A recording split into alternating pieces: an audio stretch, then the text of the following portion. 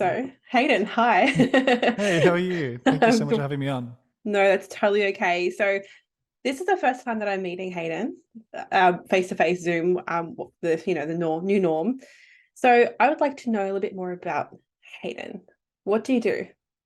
Where are you So from? I All the good stuff.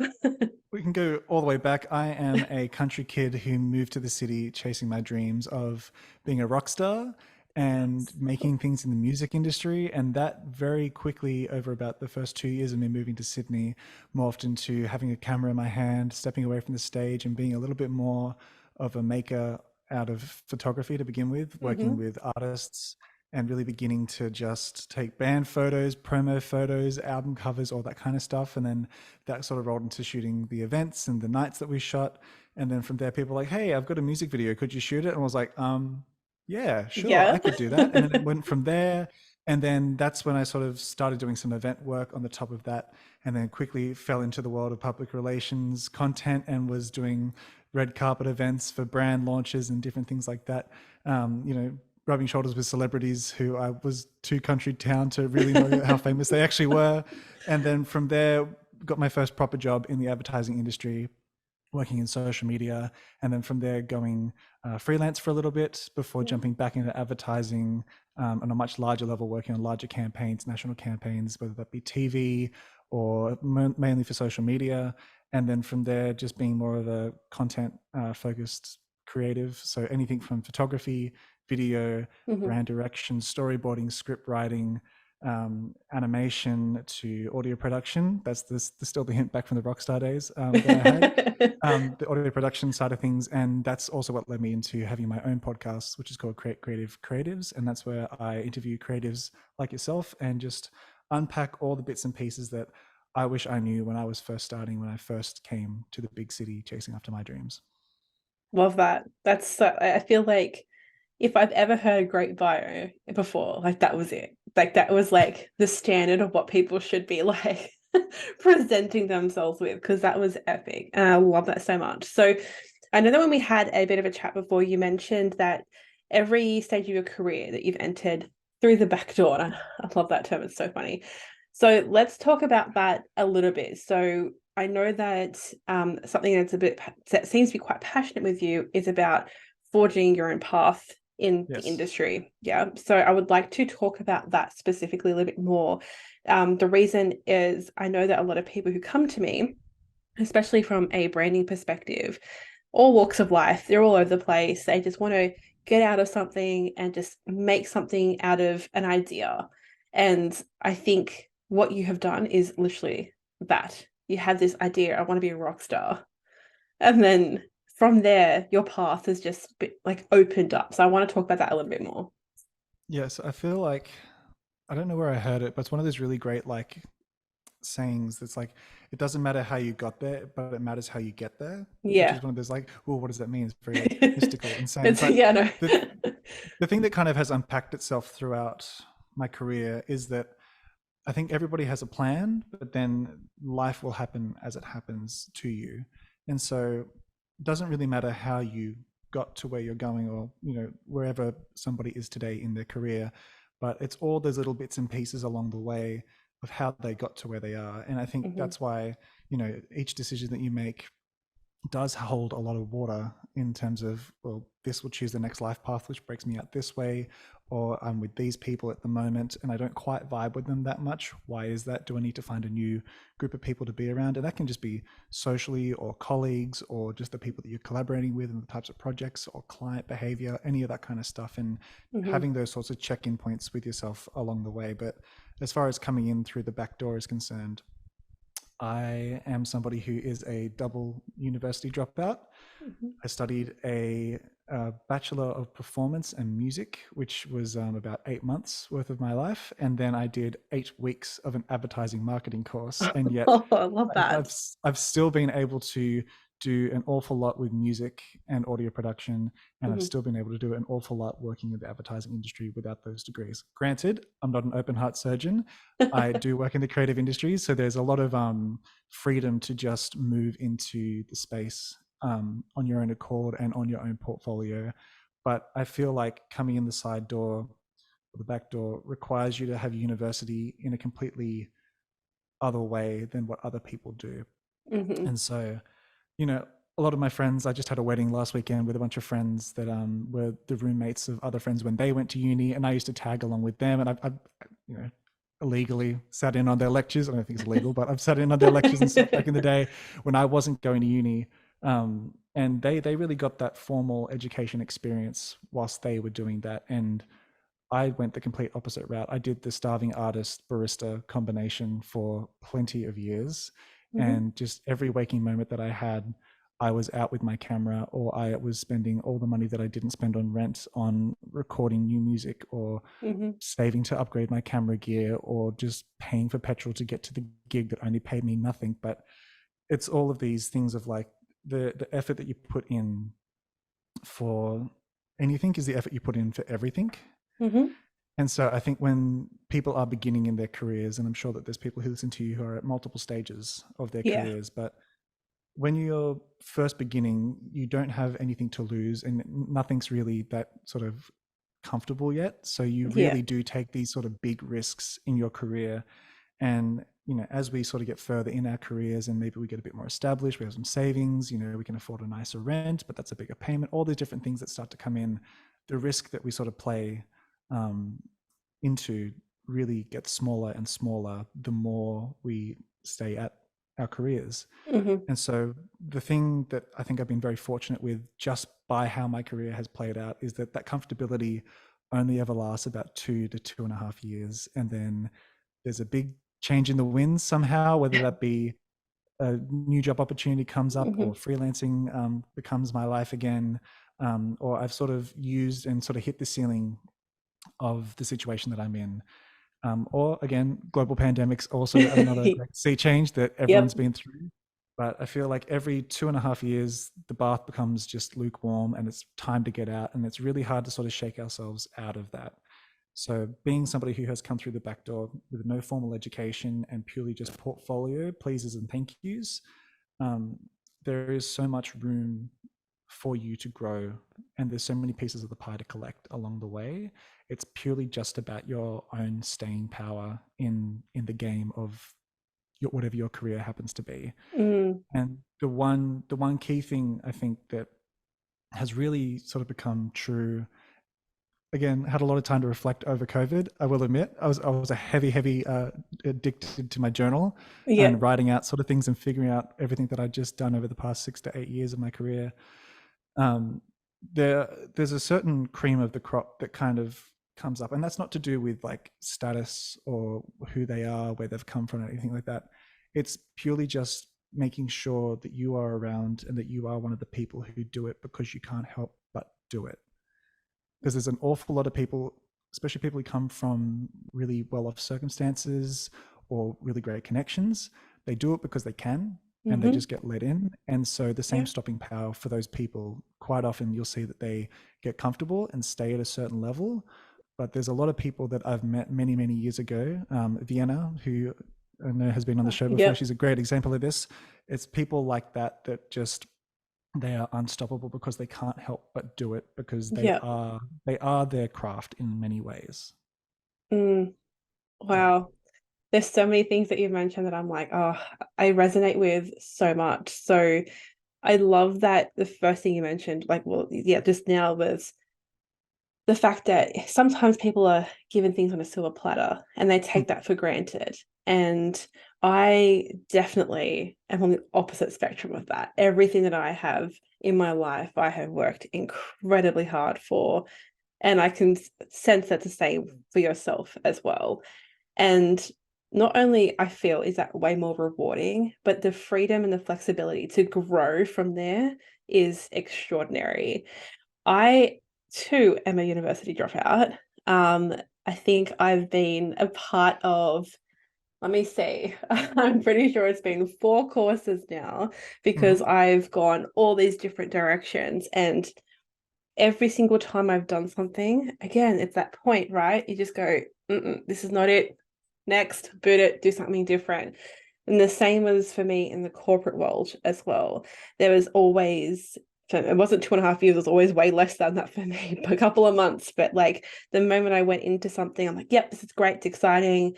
And you know, you put your whole heart and your whole effort into it. But then you're right, there's this weird like ceiling that you hit, and you're like, you got to make a decision at that point. If I stay here, stability, it's comfortable, it's great, I can live my life like this. Or you can take the opportunity to do something really scary, super risky, but way more fulfilling. Yeah, I think that there's like that ceiling presents itself, I would say, more when your ambition is at the next stories above where you can get to at that point in time with those Yeah. connections or what that job is offering. Um, it's an ambition thing for a lot of people that I know. And there's a lot of people that, I don't know. I grew up in like a theater family, so I was never necessarily shy in Yeah. certain ways, but there's a lot of people, and myself included, in terms of having to grow through this, that Hmm. really can just find and just grow from their own ambition, and they kind of have an understanding of self much deeper than most other people. Hmm. It's a rare thing that when you find it, those people really have like a gravity to them. Again, I Oprah agree. Indiana is another example. Yeah. She is somebody who we both know who has that sort of gravity to them because her ambition is such a part of who she is as a person, such as yourself. Lots of ambition. You have the entrepreneurial streak in you. There's something about people who, again, can't help but do it, that have Yeah. that ambition, that can realize that there is a ceiling to things and go, okay, I got to break out of this. And so it's a couple of months of like uncomfortability and making risks and taking those risks again, like we Hmm. said, but it's how do you get to that next stage? And people who constantly run into that problem are the ones that are really exciting to be around. I totally agree. And I feel like the more I elevate myself and my ambition grows, and I wonder if you feel the same, you start to attract those types of people into your world anyway. So you're no longer in that kind 100%. of space where people are just like, yeah, but I'm comfortable, I'm fine. Like you're around risk takers, you're around those people who are like crazy fun and have such ambitious like goals, and you're just like, oh my gosh, she's thinking 8 figures, and I'm like sitting here going, I'm comfortable like this. Like, no, I want to strive to be better. Like, you attract those people the Yeah, more very you're much around so. it. Yeah. What was really nice, so I've just jumped back into the world of freelancing after Yeah. being at an advertising agency for the past 2 years, and the the difference that really amazed me was the last time that I stepped into advertising. It was really like all right, I'm not going to do what I've done before. I'm just going to go for it. And I really went for it last time. And from that experience, I met absolutely incredible people, from stylists and designers that I've worked with in photography to production companies and other agencies where I've been on the video side, Hmm. um, musicians that I've done events with and organized, music nights and all that kind of stuff. And so the second that I stepped back into the freelance world after being in an agency for the past 2 years, and just saying to these people, hey, just letting you know, back in the freelance world, would love to do something. The amount of like, oh yeah, actually in 3 weeks or in a month or in so and so, we've got this that we'd love to have you back. Yeah. Again, this is the thing where we spoke about certain people don't come from well-off circumstances or well-connected circumstances. There's a real importance of building your own network of people because it's your network at that point. And I know that Yes. everybody sort of can go and be like, oh, well, my dad's friend does this at this company, and so he'll hook you up for that one job that one time. But he's not your friend. He's your dad's friend It's who your plays dad's, golf with, yeah. or anything like that. Yeah. So, what's your network? What's your people that you found, and who's coming up with you from starting at the Hmm. same place? And the thing that's so exciting, especially now being a few years out of a pandemic, is that everybody's had time to kind of recalibrate and reset and actually have some months digging into their own ambitions. Yes. And that's really exciting to be around. And so the exciting thing for me now jumping back into the freelance world is being able to do that for myself as well. Yeah. And I think another really exciting thing about that is everybody has rediscovered the importance of actual connection again. Oh yeah. Oh yeah. Because, 100%. yeah, so like everybody was just kind of, we see each other because we see each other for the sake of it. But I think having that taken away from us for like 2.5 years, it's almost been like a sense of your soul craves it, like your body absolutely needs that human connection. So then when we do meet people now, it's much more intense, and Yeah, it's more calculated. I feel like it's more like, if I'm going to have your energy in my space, you need to be serving me as much as I know I can serve you, very as much so. opposed to being very like superficial, surface level stuff now. Yeah, I'd agree. I think that, again, just from conversations and sort of observations with, the sort of like, not your circle of friends, but the circle of friends that sit outside your circle Yeah. of friends, and the acquaintances and certain things like that. A lot of the people that I see hanging out now, just through, social media, Instagram stories, that kind of thing, it seems to be a lot more intentional than circumstantial. Yes. And even, working in advertising for many years, you do find, because it's such intense work hours, your work family becomes your family for so many people. Yeah. And you'll have colleagues that live together and work together and hang out together, because that's their circumstance. And in many ways, that is a good sense of community, not knocking Mm. that for anybody, but it's this comfortability. Oh, this is just the way it is. This is what we Yeah. do. And just sort of moving with the currents rather than paddling in the direction that you want to go. I love that. And I feel like that was literally the perfect way to say it, because it's so true. And I think, even if I'm kind of just now reflecting, even just past 6 months of my life and my business, the connections that I have made are actually, you're right, way more intentional. Hmm. And the people that I now interact with feed a different part of my energy and my soul that I Yeah, very know much. will allow me to be that extra bit ambitious and crazy. Yeah, and I think that I also feel like this is sort of a conversation, and it's funny on my show. There's many times the conversations come up about the arc of your 20s to your 30s, Yeah. and like 28 turning Interesting. 29. So I'm getting to those, those later 20 years. And Okay. the funny thing now is, so many of my friends are leaning into the things that made them weird in high school, because that's really who they are, and they're just really putting that back into who and how they are on a day-to-day basis now. It's good to Oh, see. And it's interesting. but it's funny how, um the really nerdy kids that are, were always getting picked on for being like really analytical and all those sorts of things, well, they're now lead developers at companies. Yeah, exactly. um yeah, and the people who, were great at Lego when they were younger, well, they're now engineers, and it's all those funny little things that, like, oh, actually, I don't need to be this way because I really love this thing. And Yeah. again, I think COVID definitely gave people a lot of time and lonely permission to just go after what they loved. Yeah. But it's very much the case, now, that I think people have had enough time to kind of reflect and go, actually, this is what I want. That's so true. So you're saying you're late 20s, right? Yeah. Okay, so I'm 33 next month. So I'm over that hill. And it's interesting because it's absolutely accurate. The feelings that you feel about yourself, about the world, Mm. about everything in your 20s is so different when you're in your 30s. And I know I'm only 33 and I'm not that far into it, but I know from a mindset perspective, there's just too many things in this world that I want to experience to care what people think about me anymore. Yeah. Whereas in my 20s, all I was concerned about was, how did that person think about me? Am I projecting myself the right way? Did I say the right thing? Do I just look really stupid right now? Like, I just don't care. I just don't care anymore. And that Yeah. feeling is actually so empowering. And it's almost like a weight gets lifted off your shoulders. Very much. Oh, I think, yeah. I still remember there was this one. There was one time that I was made redundant from a job. This is going back 6 years, and it was this whole report about, how I was throughout the business and all that kind of stuff. hmm. And so it was sort of like company wide. These people reply to how you are in the business, and I found it like about 2 months ago, Yeah. and it was so funny to read that because it was very much who I was at 22. I Mm. think it was at 22 when I was in that job, and so much like, the grammar is awful, but the creative writing is impeccable. Like, Just those little weird things, and like, and it's true. Like I am awful at grammar. I have my partner. She is my proofreader for life now. And there's all these funny things that are just so true about yourself that you really do lean into.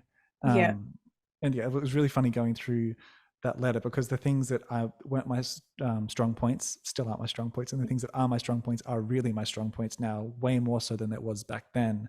Yeah. It was a great little redundancy, because it was just like, you haven't done this. Well, actually, on this page here it says this. How does that fold into it? But the business was doing what the business was doing. But either way, it's funny to sort of witness your strengths, and I think the more you get into your career and the more you sort of figure out who you are in your career and Hmm. just your life in general, you do figure out how you move and why you move the way that you move through the world.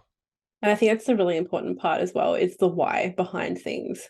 So I mean, as a brand strategist, I talk about that all the time. Like, what is your why in starting your business? And don't tell me it's because you want to spend time with your kids or you want more money, because that's so surface level.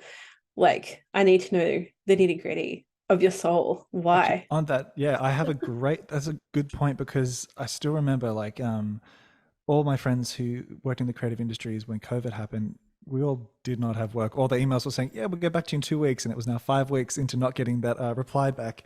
We were all Yeah. just on the phone for like hours, just walking around the backyard, just chatting to each other the whole time. Like, "What are you doing? What are you planning on?" It's just like, I don't really know what I'm thinking. It's like, well, what do you want to do? But then, what do you want to do? Like down to the very, very core of it. And I Yeah. think, I moved to Sydney because I wanted to be a rock star. It wasn't that. It wasn't to be, famous or be on the stage or be like, the Michael Bublé guy here or whatever it was. It really was about, I just wanted to make things for a living. Yeah. And like Hmm. when you get rid of all the fluff, all the corporate terminology, all of the business side, all the invoice, just get rid of all of that. What is at the core of what you want to do? And for me, it is just that I want to spend my life making things. And Yeah. so that's what my career has become, a Yeah. career of making things. Exactly. I love Just that. yeah. Yeah, when it comes down to it. So then from that point, you go, okay, if it comes down to I just want to make things, you dig deeper and go, okay, but why am I like this? Why do I want to make things? Why do I want to be creative? Why do I want to, do things with my hands or create? Or like, why do I need to do this? Why is that so intrinsically me? Like, Yeah. you know what I mean? And from there, that is where you get your absolute core of why you're in business Yeah. And as somebody who works in branding, you deal with this all the time. And it's all the funny to time. do it for a human over a business or a company. Mm, yeah. And It's almost way more complex, right? oh, 100%, Mm. 100%. Because I feel like with a business, you like there are limitations to an extent. But then as a person, as a human, there are none. The Yeah. levels that we go into, like you've got your conscious and you have subconscious, and then you've got even deeper than that. You like depending on your belief system, how Mm. far into it we can go. Imagine getting to the absolute root cause of your soul's purpose and Yeah. then pulling that out and going, that's why I want to be in business. That's next level stuff.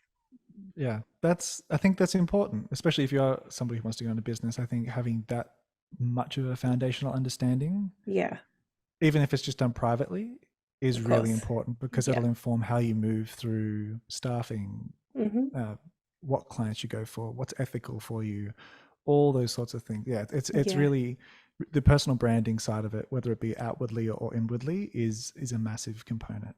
100%, especially if you're starting out in freelancing as well, because it it is a really scary world being a Mm. freelancer or a business owner because you don't have that safety, you don't have that stability. Everything that we are taught to know and appreciate is taken or either by force or willingly. So it's scary. It's the unknown. So I think having that why and knowing why you show up every single day Mm. will actually help you make decisions for yourself and your business. Yeah, very much, Mm. very much. So you're going back into your freelancing space. How are you feeling about it? Are you excited? Are you scared? Bit of both. The thing is, I'm very different than I was the last time that I Hmm. did freelancing. I Yeah. I was about almost 3 years into freelancing just before COVID happened. Okay. And then we had all the COVID time where I was doing as much as I could here and there, but there wasn't really any work out Yeah. there. And Yeah. I definitely post COVID and post being back in like agency life, which the last company I was at was phenomenal. The people were incredible. And just I learnt so much in terms of how to pull a production together at a different level than I had anywhere else. And so jumping back into freelance and doing it for myself now, I'm equipped with very different tools. And so I'm not going to tread the same steps as I trod before. And Hmm. so that is that sort of nervous excitement wrapped up in that component of it for me. Yeah. But the thing that I'm probably the most excited about now that I am stepping into freelancing is being able to define how I do the work. So the systems and the processes and the sort of the day-to-day tech side of things, you can take that from anywhere. There's heaps of different Yeah. online resources out there. There's heaps of different, places you can, work out how to do things from previous jobs. Everyone kind of does that.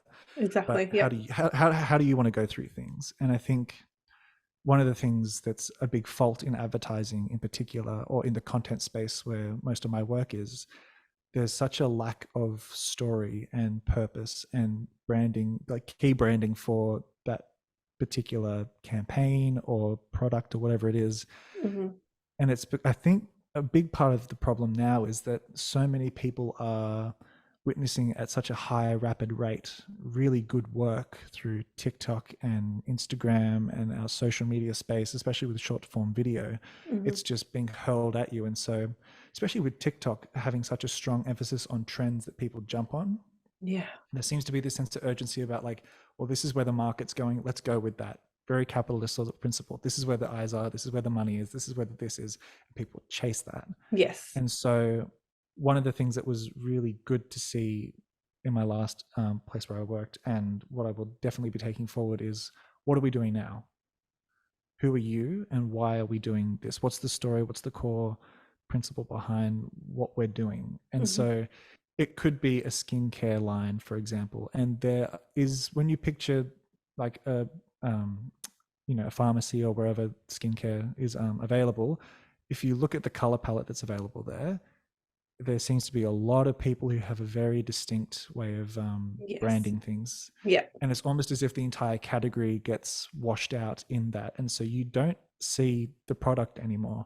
All you just see is this product category, which can Hmm. go into your genre of content, or it could go into your niche, or like whatever your business is.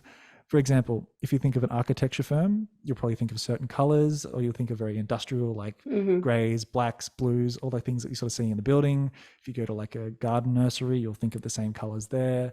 Yeah. Skincare, there's sort of almost like a preset for these things. Yeah. But then you look at those brands who do something completely different and eye-catching, and it's so nice to see, because there was such a different level of effort put into it Hmm. that you won't find everywhere, because so many people do want to chase after well, we've got to be like, and our biggest competitors doing, and you get wrapped up in this big swell of the status quo that's out Hmm. there. Yeah. So now stepping into freelance, the thing that I'm most excited for is having those sort of business solution conversations with people who want photo, video, motion design, animation, and all that kind of stuff that I offer. But then strip it back. Well, what are we trying to solve as a business? It could be as simple as brand awareness, but why are Yeah. we trying to make people aware of our brand? Yeah. How are we making people aware of our brand? Or it could be a product. Well, who needs this product? And you go through all those steps, and then you get to the content. But I feel like so much of our world today starts with the content and then works its way back to the brand. Yeah. And it's great for pumping out content calendars, and it's great for all those different companies out there that offer those services. But for the actual brands that's meant to serve, I don't think that it's a long-term play for them. Hmm. I think it's just we need to be doing something quick, do it. Yeah. And I I think agree. stepping into freelance, I really want to sort of differentiate myself by being a storyteller for brands through what I do. Love that. Storytelling, I think, is literally the number one thing a brand needs to perfect in order to be successful. And I will stand by that through and through. I've heard this story the other day, and I can't remember which author it was, but it was about being the purple cow. Seth Godin. There you go. That's it. Yeah, Yes. yeah. Yeah. Being of the purple cow and the sea of the same. And that's exactly what we need right now, because you're right. There's almost like a lack of color in the world. Like when you go into housing, products, anything that you see, it's almost like we've gone this complete neutral and we've just lost the color. Like we just lost the passion and the story behind things. And I mean, I'm an advocate for color and being bold. So I don't like any of that. But you know what I mean? Like it lacks the substance. Yeah. So I think brand storytelling is where it's at, and I'm so excited that you said that because I don't actually. If I think about the people in my industry, you're right. It is very about fast content. It's about TikTok's where it's at. Let's go, let's go, let's go. As opposed to, well, hold on a minute, but why? You know, so I love that. I love that I think you mentioned before, you're looking at a regular YouTube like content, like channel, to kind of explore all aspects of creativity. And I think that's perfect. So on that note, I want to, where can people find you, basically? So the best, well, it depends what avenue you're looking for me at. If it's more of this kind of thing for a podcast on YouTube, you can go to youtube.com/Hayden Buchanan. That's where you'll find my YouTube channel and the show Create Creative Creatives. We did a big season 1, which was an awful lot to sort of bite off and chew, which was just in a studio, 3 lights, 3 cameras, just hectic days of back-to-back interviews there. But had some really, really impressive friends and other collaborators and creatives from Sydney in there, chatting everything from being a dancer to a Pilates instructor, being a musician and producer, all the way to what it takes to be a photographer in the modern age. And we kind of covered a couple of different of the subgenres of creativity in there, but just about to kick off season 2 of that as of next week, actually. How and exciting. There'll sort of be short little deep dives into different concepts around creativity. So if you find that you are somebody who is interested in creativity, I would love to see you over there having a conversation. And I believe Loren may potentially be a very soon to be guest on there. Absolutely. I'll be there with bells on. So where to find Hayden will be in the show notes. So I will put links to absolutely everything so you can find him very easily. Hayden, it's been so great to have you on the show. Honestly, thank you for having me. I don't think I've ever had a conversation that's been on this deep of a level on my podcast before, so I actually really appreciate it. So thank you so much. Yeah, thank you very much for having me. This has been a great opportunity. Of course.